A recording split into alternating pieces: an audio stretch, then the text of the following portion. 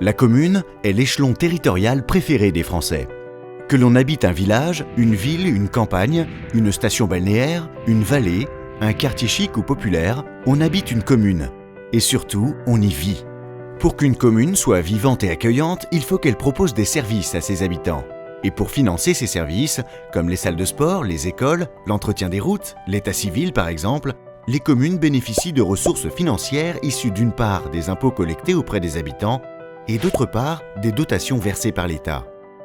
Ces dotations ont progressé au fur et à mesure des missions que l'État confiait aux communes.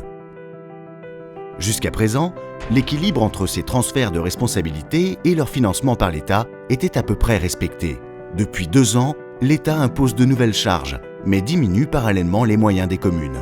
C'est le cas avec la réforme des rythmes scolaires de 2013 qui a engendré pour la plupart des communes des dépenses supplémentaires importantes avec la nécessité de recruter du personnel pour encadrer les temps d'activité périscolaire. Malheureusement, le subventionnement associé n'est pas à la hauteur des charges créées. C'est également le cas avec le transfert vers les communes de l'instruction des permis de construire, qui auparavant était réalisée gratuitement par les services de l'État. Les communes et intercommunalités sont conscientes de leur nécessaire contribution aux réductions des dépenses publiques. Mais les maires de France, qui gèrent en bon père de famille le budget de leur commune, ne souhaitent pas être les seuls à participer à l'effort.